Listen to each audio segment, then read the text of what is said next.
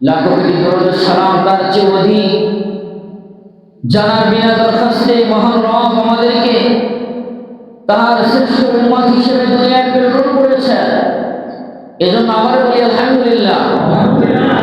কারণ অতীতকালের নবীরা আমার নবীর উম্মত হওয়ার জন্য পাগল করা হয়েছিল।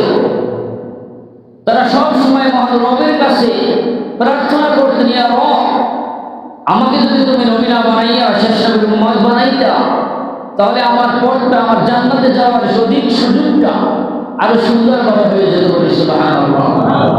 আমরা মানুষ, আমরা সব বুঝি, সব জানি, কিন্তু আমাদের যে সম্মান, আমাদের যে ইজ্জত, আমাদের যে নবীর প্রেম, নবীর ভালোবাসা, যা আমাদেরকে আল্লাহ তাআলা কত উপরে স্তরে রেখেছেন। আল্লাহ তাআলা বলেছেন, জান্নাত জাহান্নাম আমি সৃষ্টি করেছি, জান্নাতে আমার নবী প্রবেশ করার আগে আমি কাউকে প্রবেশ করতে দিব না। বলি সুবহানাল্লাহ। শুধু এখানেই নয়, আবার আল্লাহ তাআলা রাসূল বলেছেন, আমি যদি প্রথমে প্রবেশ করি, উম্মতদের মধ্যে থেকে আমার উম্মত সর্বপ্রথম জান্নাতে প্রবেশ করবে। বলি সুবহানাল্লাহ। আমরা কিন্তু সর্বশেষ উম্মত, আমাদের পরের স্তর আর কেউ নাই, নবী তো আসবে না।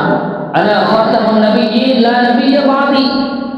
স্পষ্ট ভাষায় বলা হয়েছে, আমার নবী শেষ, আমার নবী প্রথম, আমার নবীর পরে আর কোনো নবী আসবে না।